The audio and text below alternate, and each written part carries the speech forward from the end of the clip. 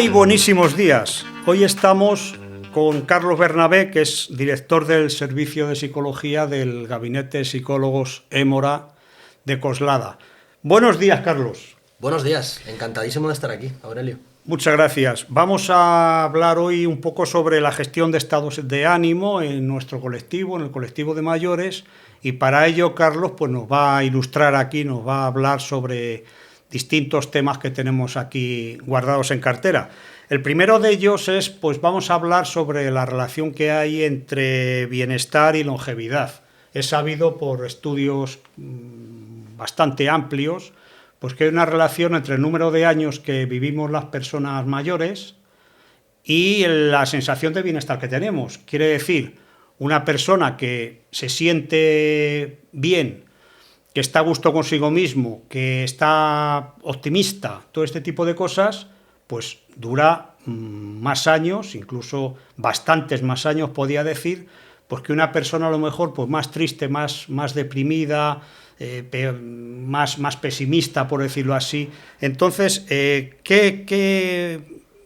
¿cómo podemos averiguar los problemas que inciden sobre esta sensación de bienestar que tienen los mayores? Muy bien, bueno, esta primera pregunta ya da en el clavo, ¿eh? Esto es un tema muy importante. Antes de ir directamente a la pregunta, sí que me gustaría como hacer una pequeña introducción de cuando hablamos de psicología, cómo hay que hablar, en mi opinión. Entonces, dar consejos muy claritos o pautas muy concretas en psicología es muy difícil, porque siempre tiene que relacionarse con una persona concreta que tiene una historia de aprendizaje diferente a cualquier otra. Es verdad que para generalizar podemos hablar de pautas, de consejos, beneficios, y es lo que vamos a intentar hacer hoy. Pero tiene que saber cualquier persona que escuche esto que un buen análisis psicológico se debe de hacer siempre lo más individualizado posible. Entonces, coger la información que demos hoy y tratar de llevarla a mi propia experiencia y tratar de reajustar la pauta o el consejo a mi propia vida, ¿vale? Esa sería un poco la introducción que yo haría. Sí, claro. Entonces, dentro de esa pregunta hay una palabra que a mí me parece súper importante, que es bienestar, que efectivamente correlaciona, ¿no? Una larga longevidad correlaciona con eso que llamamos bienestar. Entonces, primero hay que definir qué es eso de bienestar, qué entendemos por bienestar, porque es una palabra que entendemos todos, pero es una palabra, no es un comportamiento, no es algo muy claro, no es una característica de una persona, ¿no? Es una palabra que engloba muchas cosas. Entonces, vamos a intentar poner a bienestar unos adjetivos más, ¿vale? Yo diría, para ser muy concretos, que bienestar es un buen estado de ánimo y una actividad constante. Voy a decir eso, ¿vale? Porque ahí dentro también habría muchas cosas. Obviamente el buen estado de ánimo, lo que entendemos por buen estado de ánimo, va a depender de otras características, de tus relaciones personales, de la ocupación que tengas, de la percepción sobre ti mismo que tengas o del futuro. Y una ocupación o una actividad constante significa que has conseguido tener tareas más allá de los años que tengas, sin importar los años que tengas, ¿no? Entonces vamos a definirlo como ocupación, actividad y un buen estado de ánimo. ¿Bien? ¿Te parece? Sí, perfecto. Vale, entonces, esta correlación que se da entre longevidad y bienestar es cierta. Es verdad que hay que ver el caso individual. En cuanto al estado de ánimo, yo diría que hay una cosa muy importante, que son las relaciones personales. Y esto es más difícil de mantener según avanzamos de edad. Hay personas que sufren de soledad, que hay personas que no les apetece quedar con otras personas. Entonces, el hecho de tener una red social importante, ya sea nueva o antigua, esto es un factor fundamental para conseguir ese bienestar. Si no se tiene esa red social, hay que buscar alternativas que puedan darme nuevas actividades donde conseguir esa red social. Y uno de los elementos más estudiados hoy en día es esa tarea constante. Más allá de que una persona se jubile, ya no trabaje o ya no tenga tanta ocupación como antes, seguir realizando tareas donde uno se sienta útil para sí mismo y para alguien más. Podemos tener el ejemplo muy concreto de un huerto. ¿vale? En un huerto te sientes útil a ti mismo, haces algo productivo y puede que además seas útil para más personas, aunque sean 2 personas más de tu comunidad, a las que les ofreces algo por tu trabajo que es un hobby y una ocupación. Eso influye directamente en tu estado de ánimo también. Entonces, yo diría que esos son 2 de los factores fundamentales a tener en cuenta para correlacionar más ese bienestar y longevidad. O sea que efectivamente, un poco en resumen, ¿verdad? Si queremos tener una sensación de bienestar óptima, tenemos primero que conseguir unas buenas relaciones sociales. Eso es algo que si se tiene, pues genial; si no se tiene, pues hay que buscarlas. ¿Y dónde se buscan? Bueno, pues se buscan ya un poco, ya todo el mundo pues, lo podemos saber, nos podemos apuntar a actividades, podemos ir a los centros de mayores, podemos apuntarnos a grupos que afortunadamente en las redes sociales cada vez se están formando más, Facebook, Telegram, todo este tipo de cosas. Eso por un lado. Y luego por otro lado, pues un poco como dar significado a la existencia de uno mismo, pues haciendo actividades pues que sean, bueno, pues que sean beneficiosas para él y que sean beneficiosas para los demás, ¿no? O sea, un cierto significado a las actividades que hacen. Además, si me permites, Aurelio, que te haga un apunte más a esto, que me ha gustado mucho lo que has dicho sobre el significado, ¿no? Algo que tenga significado para ti mismo, que le dé significado a tu día a día. Yo introduciría otra cosa, que es el concepto de exposición a cosas nuevas. Esto cuesta más, no solamente a las personas mayores, sino que según avanzamos en nuestra vida, nos cuesta cada vez más exponernos a nuevas actividades, cosas que nunca hemos hecho. Entonces, intentar que esto no sea tan diferente. Pueden ser cosas nuevas dentro de lo que yo ya solía hacer, ¿vale? Por ejemplo, si yo me dedicaba a la informática, ¿vale? Pues intentar realizar tareas nuevas dentro de mi propio campo. Claro. O si me gustaba leer, pues tareas nuevas dentro de la lectura, tareas nuevas dentro de la cultura. Por ejemplo, ir a museos que nunca he ido, hacer actividades sociales que nunca he hecho. Eso va a hacer más probable que conecte con otras personas que hacen cosas parecidas o que les gusta lo que yo hago. Y eso hace más probable que tenga una red social. Sí, no, claro, o sea, todo este tipo de cosas tiene relación entre sí, efectivamente. Me parece muy interesante, sin duda. Entonces, también hay otra cosa que se presenta ya no solamente con la edad, sino a lo largo de la vida. Muchas veces se puede presentar, pero también a lo largo de cuando ya se entra a partir de un cierto número de años, empiezan a producirse pues situaciones negativas, por decirlo así. Pueden ser falta de movilidad, pues una cierta... Físicamente se nota uno que está peor, está menos ágil, tienen una mayor soledad porque su red social a lo mejor pues ha ido desapareciendo con los años. Eso es. También pues un poco, pues eso, se llega a la soledad no deseada.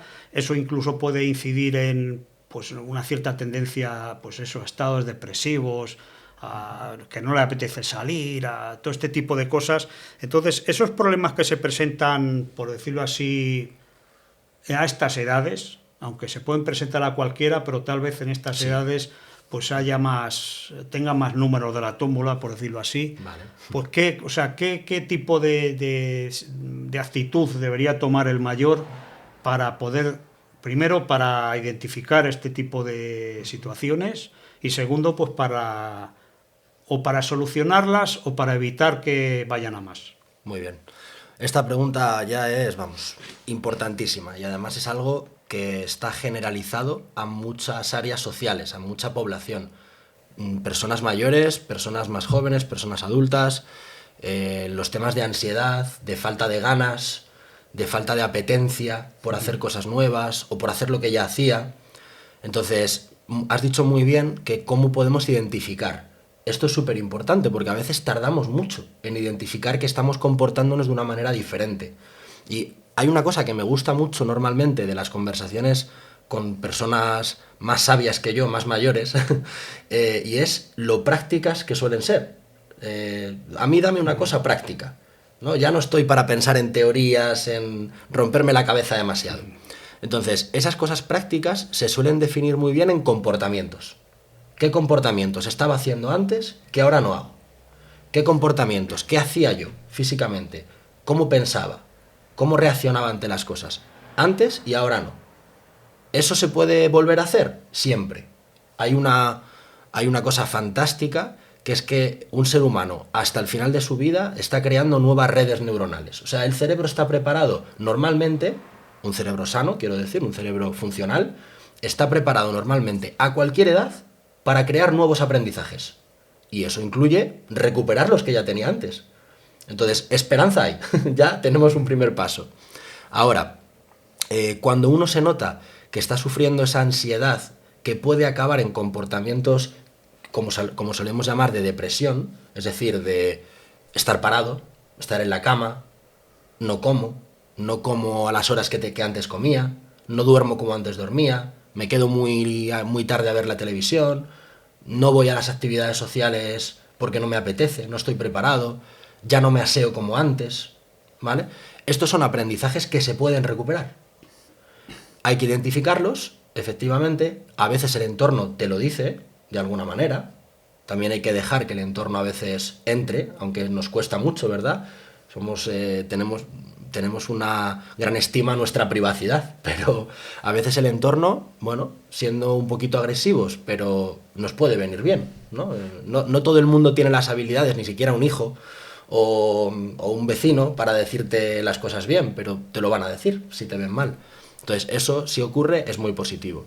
Y a partir de ahí, recoger el aprendizaje que antes teníamos. Entonces, si me permites, hago una pequeña introducción a lo que sería la ansiedad, ¿vale? Que es un concepto como muy extendido y siento ansiedad, siento que no me apetecen cosas, que no me apetece salir. Vale, la ansiedad es un comportamiento que tiene nuestro organismo, una especie de conducta que tiene nuestro organismo, que es fundamental para sobrevivir. Y está ahí toda la vida. Cuando vemos un peligro, nuestro organismo se pone alerta, se pone tenso. Los músculos se ponen fuertes. Las pupilas se hacen más grandes. O sea, todo se prepara para poder luchar o para poder huir. Y ese comportamiento es fundamental para sobrevivir.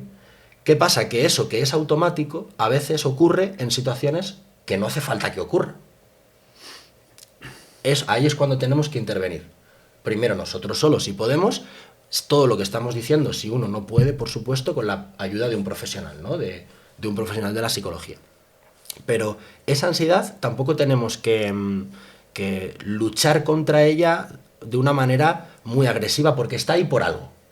Lo que tenemos que hacer es modularla, enseñarla, digamos, a aparecer en unos momentos sí y en otros no. Esa ansiedad me puede llevar a, si yo tengo miedo a muchas cosas, si ya no me apetecen muchas cosas que me generan malestar, me puede llevar a quedarme parado.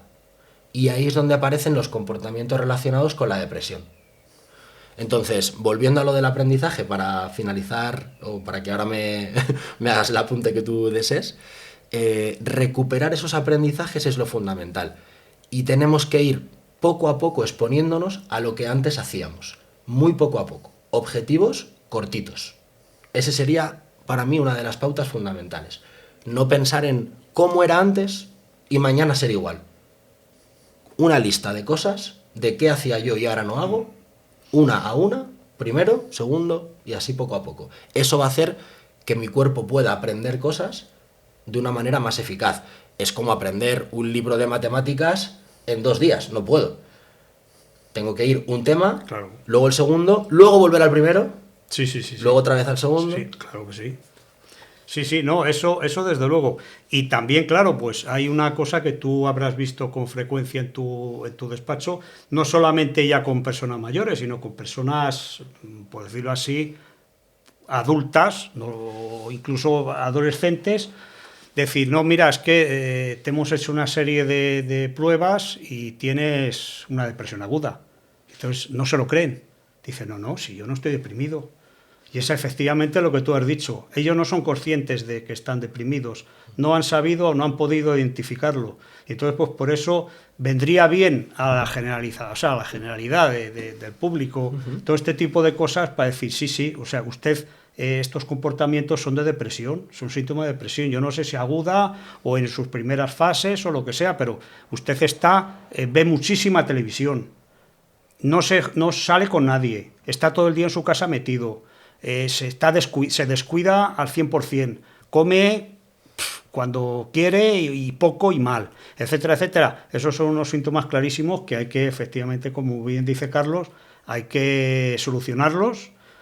Puede ser, si está en una fase inicial y pues tienes una red que te apoye y demás, puede ser que puedas ser suficiente tus actuaciones para llevarlo fuera, para irlo superando, o si no, lo mejor es ir a hablar con un profesional. El profesional te va a hacer un análisis en condiciones y te va a decir, estas son las pautas que tienes que ir haciendo, te voy a ir revisando estas pautas. ¿Cómo las haces? Pues toda la semana vamos a repasar estas deberes que te he puesto, a ver si los estás cumpliendo, y de esa forma es como salen, como salen de este tipo de problemas. Luego también vamos a hablar de algo que es muy también muy discutido, que es el tema de la jubilación. Muy bien. El tema de la jubilación, históricamente en la literatura aparece, sobre todo más antiguamente, aparece como una cosa negativa. O sea, una cosa...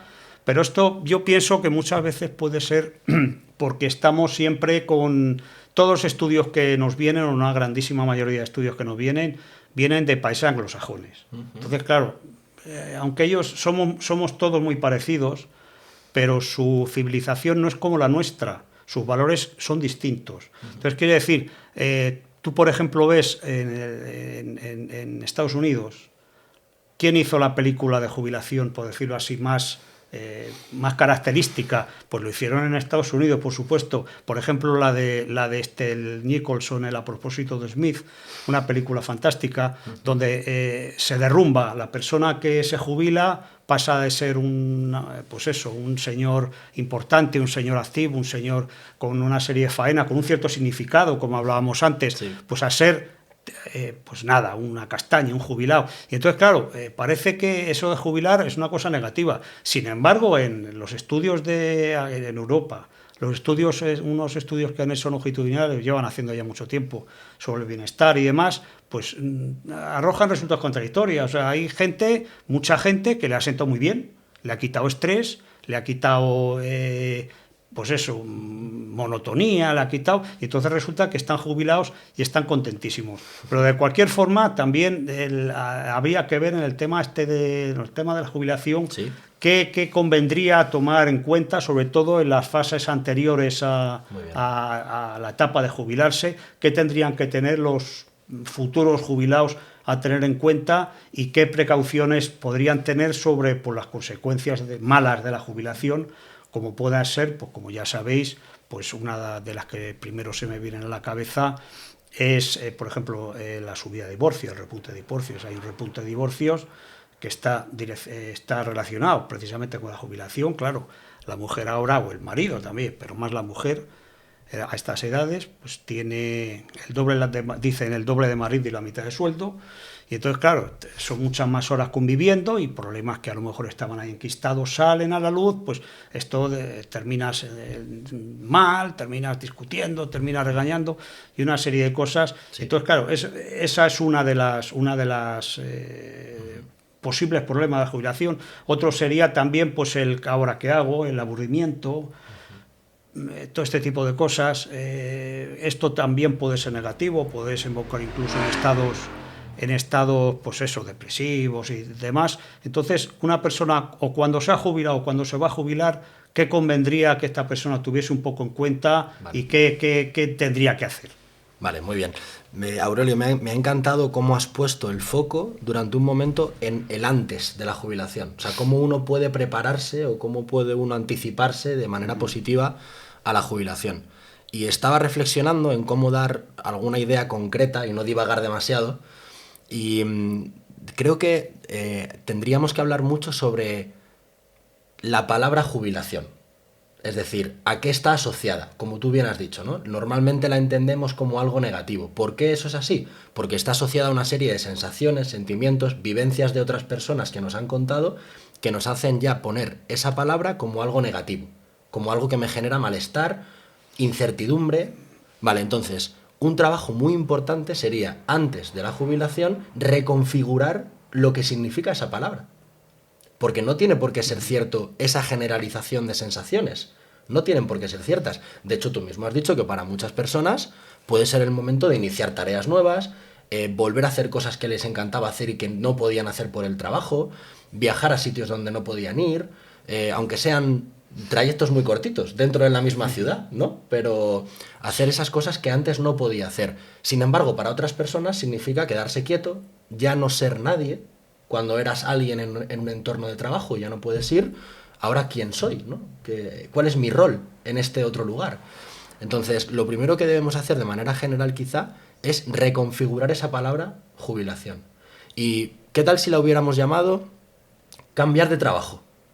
Eso da miedo también, ¿no? A veces. A mí ahora mismo me dices, tienes que cambiar de profesión.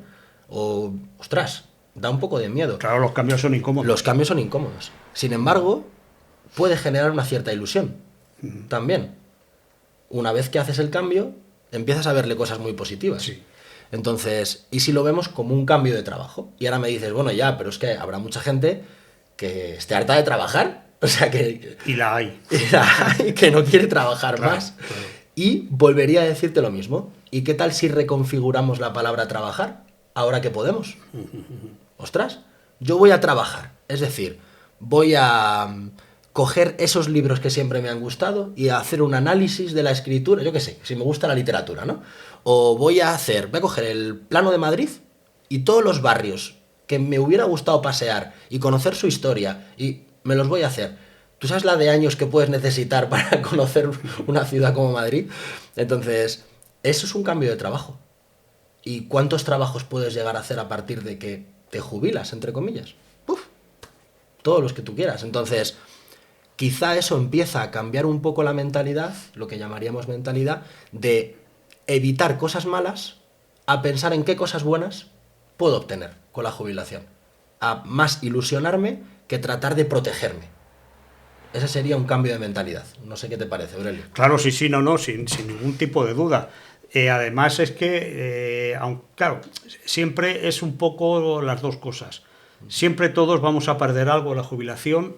Vamos, como tú bien has dicho, vamos a perder identidad social. Yo soy maestro de obras, yo soy jefe de personal, yo soy vendedor, yo soy instalador de fibra óptica. A pasar de ser yo soy, ¿qué eres? Pues eres jubilado. Pero es como muy bien dice Carlos, efectivamente voy a reconfigurar esto de la jubilación, no como un pase a la reserva ni como un pase a la inacción, un pase ahí a estar ahí, pues eso, a lo que surja, a lo que salga, pues voy a hacer cosas que ahora son las que las que me gustan.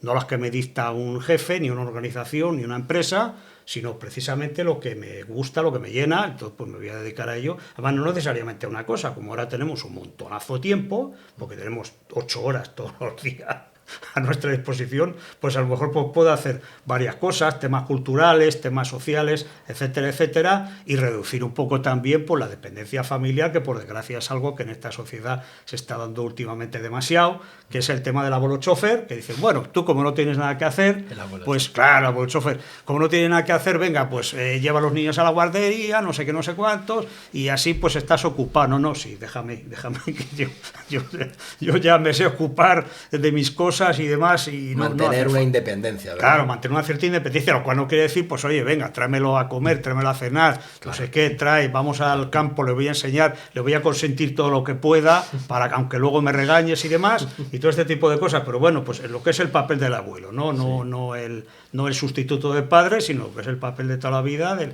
abuelo, consentidor, no sé qué, de buen rollo, etcétera, etcétera, ¿no? Y alternativo un poco a los padres. Sí. Hay una cosa, Aurelio, que me gustaría añadir a esto de la jubilación, y es la comparación cultural que puede haber con otros países. Por ejemplo, uno de los países con mayor longevidad que conocemos es Japón, y ciertas áreas de Japón además. Entonces, de manera bastante sistemática se ha estudiado qué pasa allí que no pasa aquí. Y vamos a poner sobre la mesa que hay muchos factores como alimentación o calidad de vida general por otros factores orgánicos, biológicos, pero hay algunos psicológicos muy importantes. Por ejemplo, en la cultura japonesa está muy aceptado seguir trabajando. ¿A qué llamo seguir trabajando? A tener una actividad que sea buena para la sociedad. por ejemplo, ese huerto, por ejemplo, leer cosas, por ejemplo, ir a ayudar a gente con otras cosas, ser voluntario en ciertas asociaciones. Esto se lleva mucho, creo que mucho más en países como Japón que en la cultura nuestra más europea. Y luego hay una cosa muy importante que yo estuve estudiando una vez, que es, por ejemplo, a los que habían sido profesores en Japón, hay un programa donde les dejan seguir yendo allí de observadores de clases. Y se producía un efecto súper curioso, que es que no solamente venía bien para que la persona siguiera activa, siguiera aprendiendo, observando desde otro punto de vista, ¿no? Comparando a lo mejor cómo él daba las clases con cómo lo hacen ahora otros profesores, sino que además ayudaba mucho a esos profesores. El tener un observador experto mirando tus clases hace que tú regules tu forma de dar la clase. Estoy hablando solo en el entorno del profesorado, ¿no? Pero se puede llevar a muchos otros entornos. Y mejoraba también la calidad de las clases. El hecho de que hubiera alguien, o sea que tu propia actividad o continuación de la actividad hace que siga mejorando la actividad social de los que no están jubilados. Sí, sin duda en la legislación aquí estamos todavía a años luz de eso y es algo pues que haría mucha falta porque como tú bien dices, lo has puesto muy claramente, una actividad tan vocacional, ¿verdad? Como pueda ser el tema de los profesores, incluso también podríamos hablar del tema de los médicos, todo este tipo de cosas, pues es gente pues que a lo mejor no se quiere jubilar, por lo menos de la forma esta de pasar de todo a nada, sino a lo mejor dice, bueno, pues ahora voy a, como muy bien dices, en Japón eso sin duda ahí son bastante más listos que nosotros, han dicho esto, tenemos aquí una serie de señores que son vocacionalmente aficionados a dar clase, vamos a dejarles que sigan dando clase como ellos quieran, seguro que lo van a hacer además gratis o cobrando su pensión y entonces pues, todos estamos tan contentos y es algo que desde luego da bastante envidia, ¿verdad? Este tipo de cosas. Y luego también siguiendo un poco con el tema de la actividad, hay cierto miedo, sobre todo pues en personas ya que llegamos a unas ciertas edades, pues estamos viendo pues un gran aumento de enfermedades mentales, enfermedades degenerativas, de estas de tipo Alzheimer, tipo accidentes cerebrales, todo este tipo de cosas, pues que un poco que da miedo y siempre te dicen que bueno, pues que eso de mantener el cerebro activo, pues que es algo a tener bastante en cuenta y demás, pero claro, hoy por hoy no tiene muy buena pinta tampoco, no podemos esperar ninguna cura, lo que es una cura posteriori. Entonces, a ese efecto, pues, ¿qué consejo podría dar tú pues, a las personas que están ya llegando a unos ciertos, o bueno, o no llegando a unos ciertos, sino decir, no, es que yo quiero mantener mi actividad mental, quiero tener mi agilidad mental, quiero evitar esas enfermedades. Y bueno, pues una forma de hacerlo, pues ya sabemos, pues el tema de alimentación, el tema de vamos a evitar, por supuesto, diabetes tipo 2, que ahora parece una epidemia, vamos a evitar obesidad, y una vez que evitamos todas esas cosas físicas, ¿qué nos quedaría para poder hacer, para estar un poco prevenidos sobre esto? Vale, bueno, tema importantísimo también.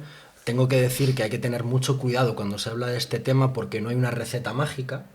Es algo muy difícil de estudiar, como tú bien has dicho, no hay una cura, como lo has expresado tú.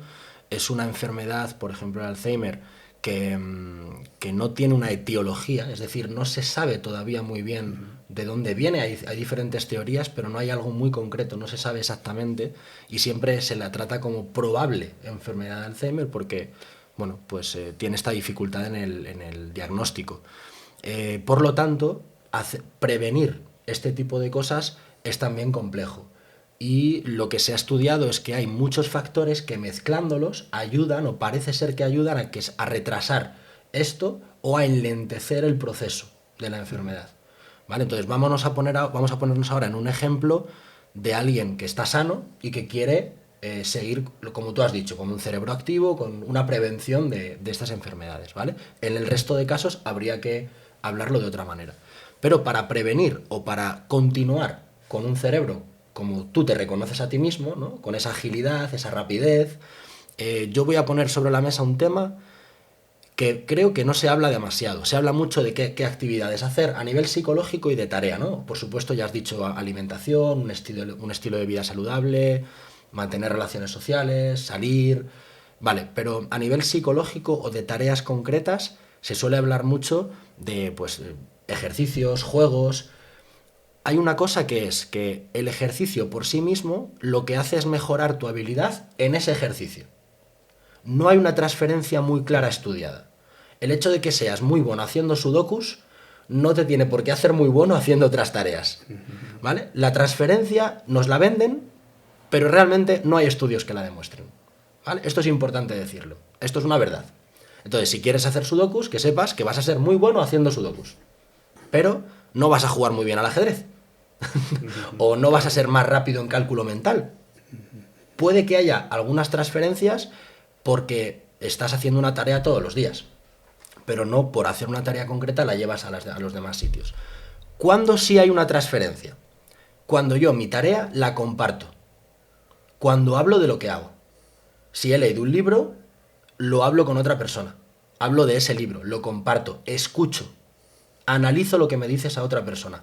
Ahí estamos poniendo en marcha lo que se suele denominar memoria de trabajo. Es decir, yo estoy manejando una información, produciendo una información y escuchando otra nueva. Entonces tengo que recordar el libro que he leído. Tengo que escuchar cómo lo analiza mi compañero. Y tengo que estar pensando cómo quiero yo contraargumentar o darle mi opinión sobre lo que él está diciendo con la información del libro. Fijaos la cantidad de trabajo que está haciendo el cerebro en ese momento. Entonces, vamos a elevar esto a cualquier tarea. ¿Qué hago sudokus? Venga, mira el que he hecho yo, a ver cómo tú lo haces ahora. ¿Y cómo has hecho este? Pásamelo. Y es una tarea muy sencilla, pero compartir esas tareas parece ser que está más relacionado con la prevención y con la agilidad mental. Ah, bueno, pues sin duda eso es algo muy interesante y que además también seguro que ayuda ya no solamente en el tema de la enfermedad en sí, sino con un cierto deterioro cognitivo, lo que se suele llamar deterioro cognitivo leve, Sí. que hay muchas fases y eso puede estar muy extendido en la edad y eso sin duda, eso sí va relacionado un poco con la actividad que se ha hecho antes. O sea, gente que ha estado, lamentablemente, pues nos podemos empezar a preparar cuando ya somos mayores, pero lo que siempre se ha dicho es que para estas cosas hay que prepararse antes, mucho antes, cuanto más antes, mejor. A lo mejor con 20 años, es mejor prepararse con 20 años antes que cuando tenemos, ya estamos llegando a estas edades, ¿no? Pero bueno, siempre es bueno, efectivamente, siempre será bueno estar preparado y hacer por lo que tú dices, o sea, tener una mentalidad, o sea, una mente activa, tener una mente... pues eso, que pueda seguir leyendo, pueda seguir estudiando, pueda seguir aprendiendo y compartiendo pues esos estudios, esos aprendizajes, compartiéndolo, que es sin duda como van a quedar ahí más fijos y van a ayudar sin duda a estar mejor, ¿verdad? Todo este tipo de cosas. Y luego también, ya por último, en estas interesantes pautas que nos estás dando, podemos hablar pues las formas de, o sea, cómo vamos a afrontar los cambios en las relaciones familiares. O sea, hay una serie de cambios para nuestro colectivo, pues hay una serie de cambios importantes, ya hemos hablado un poco de algunos de ellos, por ejemplo, el tema de la jubilación, estoy más tiempo en casa, tengo que repensar un poco la relación que tengo pues, con mi marido o con mi mujer. Estamos juntos más tiempo, esto hay que organizarlo mejor. Incluso también hay pérdidas, tengo que afrontar pues, un duelo porque pues, he perdido al esposo, he perdido a la esposa.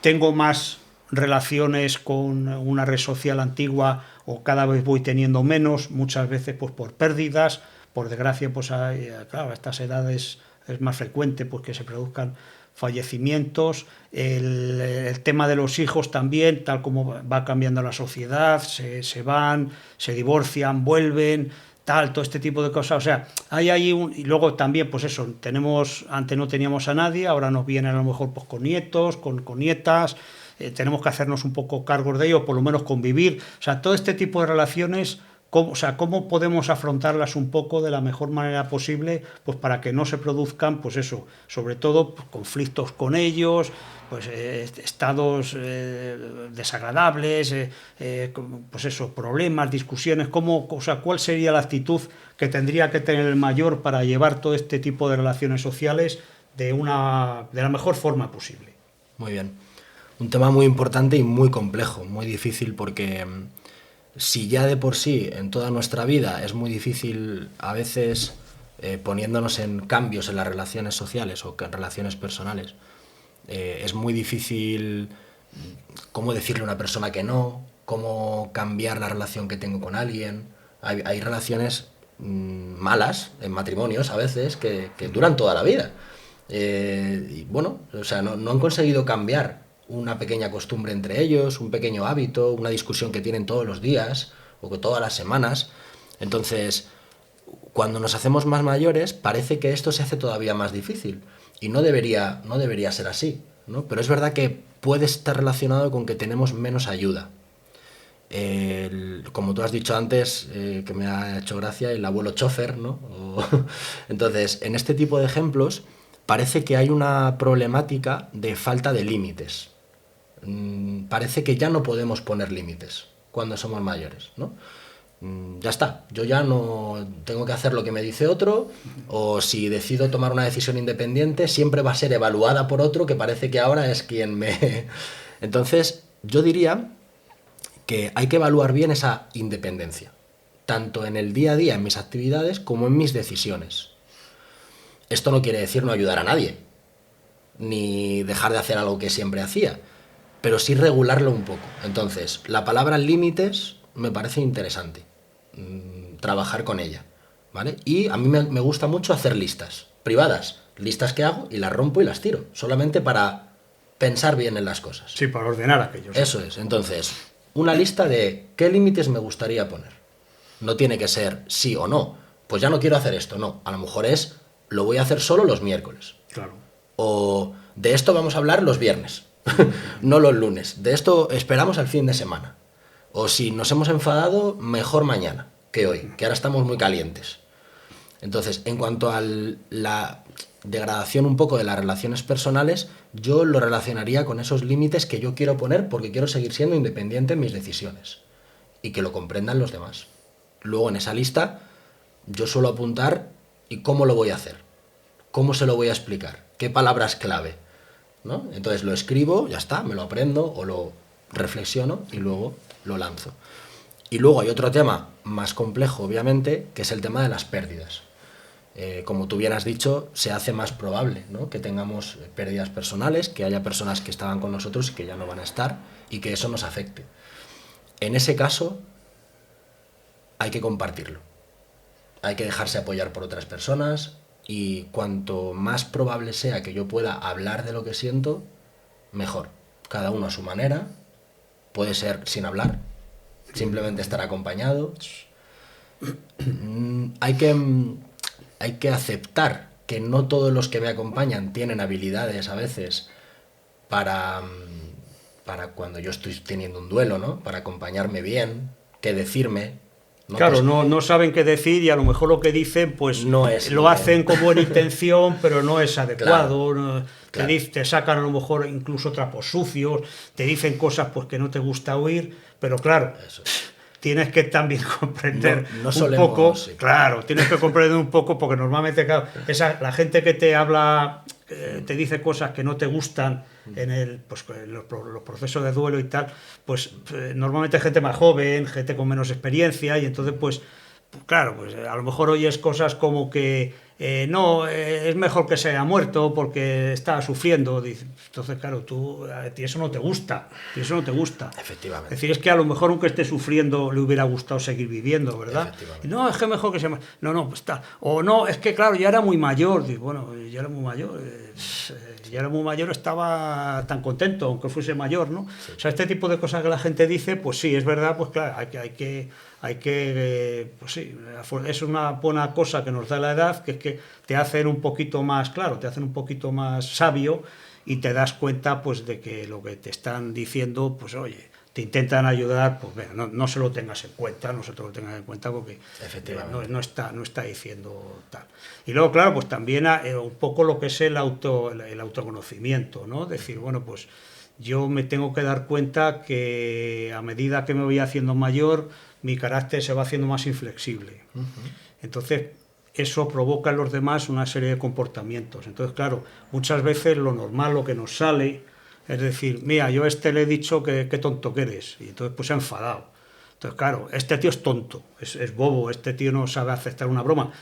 Claro, lo que tenemos que hacer, pero no es fácil, es decir, es que tengo que un poco autoconocerme y ver el efecto que estoy produciendo en ese tercero, no automáticamente la tendencia que tenemos, es que este no me entiende, es que este está en contra mía, es que este se porta mal. Como he dicho, yo creo que una de las ventajas que tenemos es el tipo de la experiencia, tenemos ya una experiencia y tenemos por tanto más facilidad pues para identificar ese tipo de cosas y decir, venga, no voy a seguir por aquí, ¿para qué voy a discutir? Es como decía Carlos antes, ¿no? Es que tengo con mi señora o con mi marido, tengo todos los días la misma discusión, pues tienes una experiencia, analízalo un poco e intenta superarlo. Y si ves que eso es insuperable, que eso no tienes un remedio, pues están los psicólogos. Llámale, que ir a un psicólogo no es solamente para solucionar problemas de depresión, claro, ni problemas de drogas, ni problemas de cleptomanías, ni problemas de enfermedades, sino muchas veces pues problemas simples, entre comillas, de conducta, como que es que no estoy llevando unas relaciones como me gustaría llevarlas, no estoy siguiendo una conducta como me gustaría tenerla, etcétera, y ello pues además ese tipo de cosas yo estoy convencido, tú me lo podrás decir, pues que no es algo a lo mejor de decir, no, pues bueno, esto vamos a hacer aquí una terapia de 5 años, eso a lo mejor con unas pocas sesiones les das unas pautas de acción correspondientes, las controlas un poco, haces un seguimiento y solucionas un problema que a lo mejor lleva años y años enquistado, ¿verdad? Efectivamente, sí, muchísimas veces, la mayoría de las veces, en nuestros casos, vamos a llamarlo como algo así como un servicio de orientación. Un servicio en el que analizamos lo que está pasando, algo que lleva a lo mejor muchos años pasando. Muchos años, sí. Y cómo podemos hacerlo de otra manera. Y entrenamos ciertas habilidades o ciertas formas de verlo diferente, cómo pensamos sobre ese tema de otra manera, desde otro punto de vista, y eso es lo que hace un psicólogo. Es un ayudante para ti. No te va a solucionar directamente el problema, no debería hacerlo, ni debería tenerte allí 5 años, como tú has dicho, sino es más un aspecto práctico. Nosotros siempre decimos que cuanto antes desaparezcamos es que hemos hecho un mejor trabajo, porque entonces la persona ya es autónoma en eso que venía a hacer y se puede aplicar a casi todos los casos. Entonces, por supuesto, yo animo a las personas a que si no consiguen algo por sí mismas, que busquen la ayuda de un profesional de la conducta, un profesional del aprendizaje, que es un psicólogo, claro que sí. Así que muy bien, muy buena recomendación. Eso es. Muy bien, Carlos, pues muchas gracias por todo. Yo creo que está bastante claro los temas que hemos estado viendo. Hemos visto un poco las soluciones y pues muy agradecido y te esperamos en cualquier otro momento. Muchas gracias, Carlos. Muchísimas gracias, Aurelio.